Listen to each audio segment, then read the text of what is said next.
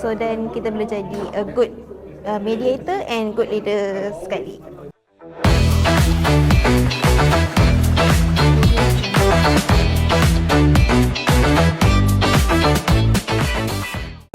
So feedback yang saya dapat daripada talk hari ni is mediation jalan sekali dengan leadership.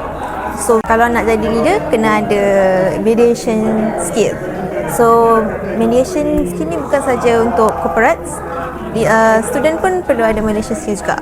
Kita kena ada empathy, listening skill, and satu lagi kita kena belajar culture sensitivity untuk faham orang punya background. So we can go back to the mediation principles itself to see that the mediation process is clear and the role of the mediator is very important.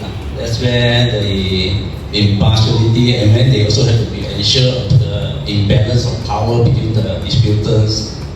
Okey, daripada dialog tadi tu, apa yang saya faham adalah mediation tu dia bukan sekadar macam apa yang kita buat tu kita sukses semua, tapi sebahagian pun dikira sukses juga. And mediation tu dia penting, jadi kita macam kena tahu macam culture sensitivity. Yang tu yang penting. Lepas tu communication pun macam penting juga sebab dia pun penting nak tahu apa yang diorang fikir, apa yang diorang macam boleh bercollaborate dengan kita lah. So the thing is that after listening to the 7 gentlemen before us, I think that you cannot be a raging bull to be a successful person in life.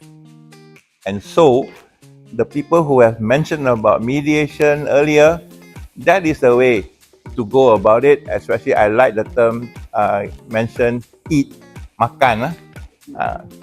Effort, attitude, and the techniques, right?